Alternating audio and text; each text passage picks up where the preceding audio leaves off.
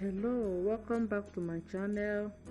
Ivory Health presents one ingredient, a simple do-it-yourself home remedy for cracked heels. Cracked heels can happen due to a severe underlying issue, or due to cosmetic problem, or due to harsh weather condition. So as soon as you notice them, it is very needful that you treat them. So during the winter, due to cold, your skin may need extra lubrication and hydration, so you have to treat it. It's a condition that needs to be treated. So what you just need is an aloe vera gel. Apply it in the night and put on your stockings in the morning.